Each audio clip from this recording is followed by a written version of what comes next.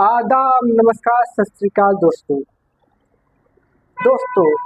आज हमारे इस गोदी मीडिया चैनल पर आप सभी को जो देश में माहौल ऐसा बनाया जा रहा है जिसका सदुपयोग कुछ पार्टियां कर रही हैं, जिनके द्वारा हर एक व्यक्ति किसी भी धर्म का, किसी भी जाति का, किसी भी समाज का जो व्यक्ति है वह एक दूसरे में नफरत भरता हुआ दिखाई दे रहा है। एक दूसरे के प्रति जो नफरत उसके अंदर भर रही है वह कुछ राजनीतिक पार्टियों द्वारा भर रही है।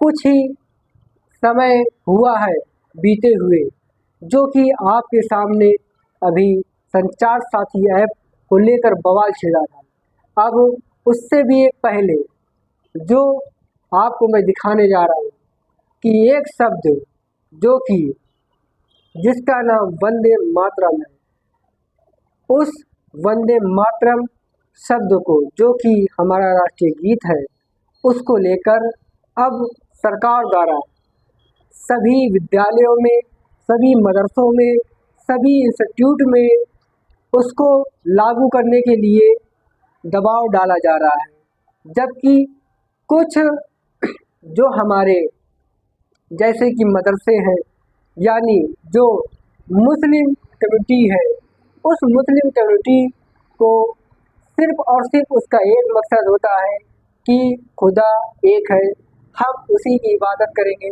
और हम सभी को मानते हैं, लेकिन एक खुदा है, हम उसी की पूजा करते हैं।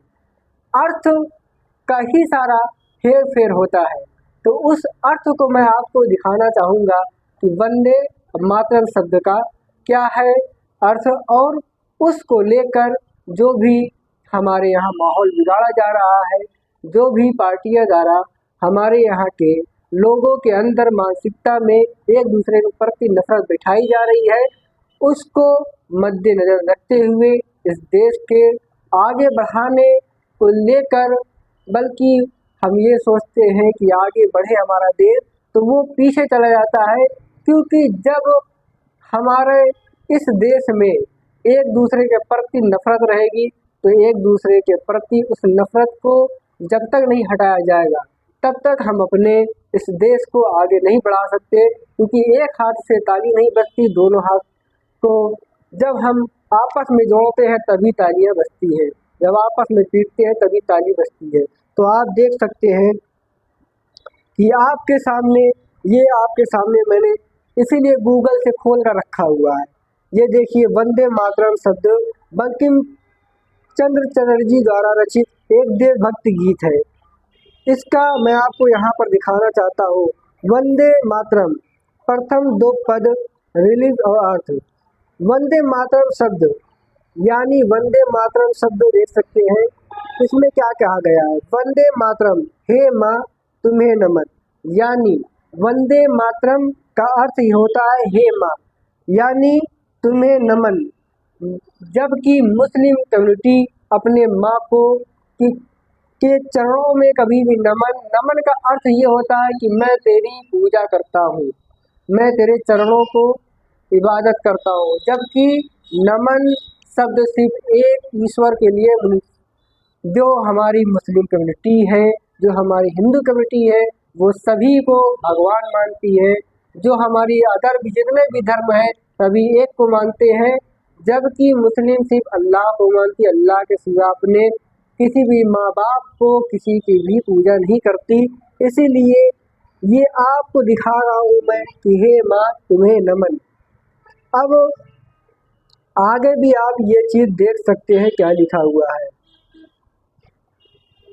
तो इस वंदे मातरम शब्द का जो अर्थ है हे माँ तुम्हें नमन, इस अर्थ को लेकर ही सबसे ज़्यादा आक्रोश मुस्लिम कम्युनिटी में है, जो कि मदरसे में भी लागू करने के लिए सरकार, जो आज की सरकार है, यानी उत्तर प्रदेश की सरकार, बीजेपी की सरकार, यह उत्तर प्रदेश में योगी आदित्यनाथ द्वारा फरमान जारी किया गया कि इस गीत को सभी स्कूलों में, सभी कम्युनिटी के जो भी चर्च हैं या हिंदू स्कूल है या कोई भी धार्मिक स्कूल है, सभी जगह ये पढ़े जाएंगे, लेकिन इसमें आक्रोश सिर्फ एक ईश्वर को मानने पर ही है।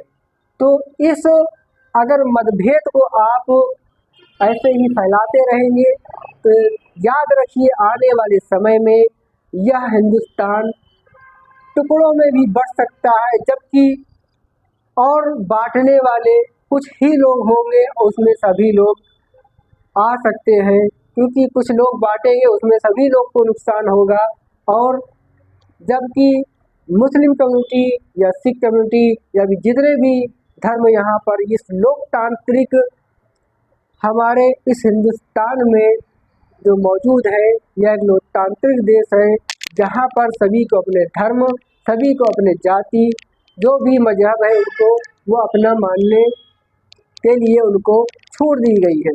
तो इसको हम देखते हुए इस वीडियो को हमने अपने इस गोदी मीडिया के माध्यम से, जो कि सभी लोगों ने सिर्फ बोल रहे हैं वंदे मातरम, लेकिन वो दिखाकर उसकी सच्चाई को बयान नहीं कर रहे हैं, हम अपने इस गोदी मीडिया के माध्यम से आप तक ये पहुंचाने के लिए उत्सुक है। आप हमें फॉलो करें, लाइक करें, सब्सक्राइब करें, कमेंट भी करें और हमारे इस वीडियो को ज़्यादा से ज़्यादा शेयर करें, ताकि जितने भी लोग हैं वो चाहे वह किसी भी मजहब के हो, किसी भी धर्म के हो, किसी भी जाति के हो, वो एक साथ जब तक नहीं रहेंगे तब तक हमारा देश आगे नहीं बढ़ सकता। और टेक्नोलॉजी के माध्यम में, टेक्नोलॉजी के जो हमारा टेक्नोलॉजी है, जो हमारा इंजीनियरिंग का क्षेत्र है, टेक्नोलॉजी का जो क्षेत्र है, उस क्षेत्र में कभी भी आगे धर्म के जो हमारा धर्म है उस धर्म के आड़ में हम आगे नहीं बढ़ सकते। धर्म अलग, एक जगह धार्मिक जो हमारा धार्मिक होता है, यानी धर्म जो हमारा है, हिंदू हो या मुस्लिम हो, कोई भी हो, तो उसकी जो भी पढ़ाई है लिखाई है वो एक जगह है, जो हमारा टेक्नोलॉजी है वह अलग है। उसको हम मद्देनजर रखते हुए हम तभी अपने आप को मजबूत कर सकते हैं जब हम टेक्नोलॉजी के आज के इस भविष्य युग में, आज के इस वर्तमान युग में, आने वाले भविष्य में हम टेक्नोलॉजी का सहारा ही बनेंगे। जब तक टेक्नोलॉजी का सहारा हमारे इस हिंदुस्तान में नहीं होगा तब तक हम आगे अपने आप को अच्छा नहीं साबित कर सकते, क्योंकि टेक्नोलॉजी ही हमें आगे बढ़ाएगी। आज सभी देश आप देख सकते हैं, चीन को देख सकते हैं, जापान को देख सकते हैं कि उन्होंने ऐसे ऐसे खोजें की है कि वो आज खुद अपने पैसे हमको दे रहे हैं, हमारे यहाँ ब्रिज बनवा रहे हैं, जबकि हमें उन्हें देना चाहिए। ये देश हमारा जो है वो लोकतंत्र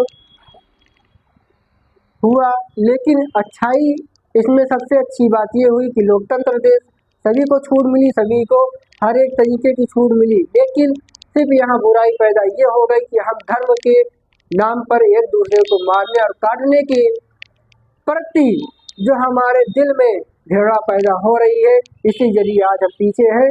हमें ये समझना चाहिए कि हम आगे कैसे बढ़े। धन्यवाद, मिलते हैं अगली नेक्स्ट वीडियो में।